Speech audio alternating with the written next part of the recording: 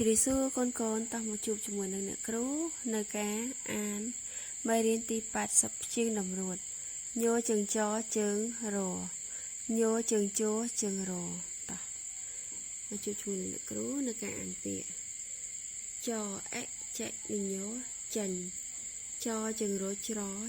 អាំច្រាំចេញច្រាំកនឹងញោកញ្ញចូលជើងរជ្រអ៊ីជ្រានឹងប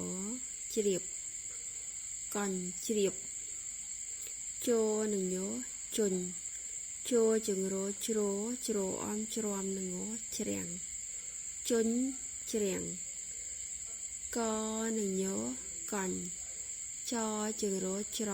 ជ្រើនឹងបជ្រើបកញ្ញជ្រើបកនឹងញោកញ្ញចូលជើងរជ្រអូជ្រនឹងងជ្រងកញ្ញជ្រងកនឹងញោកញ្ញចូលជើងរជ្រអូជ្រនឹងលជ្រោលកញ្ញជ្រោលកនឹងញោកញ្ញចូលជើងរជ្រអូជ្រូនឹងកជ្រូកកញ្ញជ្រូកបនឹងញោបាញ់ចូលជើងរជ្រអេជ្រានឹងបជ្រាបបាញ់ជ្រាបបនឹងញោបាញ់ចជើងរច្រនឹងកច្រក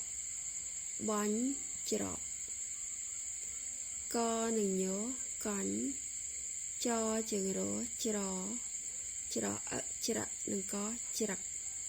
កញ្ញច្រកកនឹងញោកញ្ញចូលជើងរជ្រជ្រឹកនឹងលជ្រិលកញ្ញជ្រិលកនឹងញោកញ្ញចូលជើងរជ្រអ៊ីជ្រានឹងវជ្រាវកញ្ញជ្រាវកនឹងញោកញ្ញចូលជើងរជ្រអូជ្រនឹងកជ្រោកកញ្ញជ្រោកសជើងមស្មអាស្មាកនឹងញោកញ្ញចជើងរច្រអើជ្រើនឹងបជ្រើបស្មាកញ្ញជ្រើបតជើងរត្រអីត្រីកនឹងញោកញ្ញចូលជើងរជ្រអូជ្រូនឹងកជ្រូកត្រីកញ្ញជ្រូក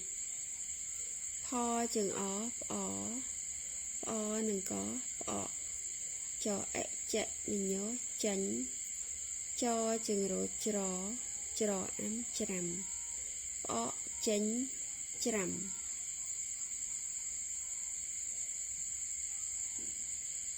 ចាសូមអរគុណ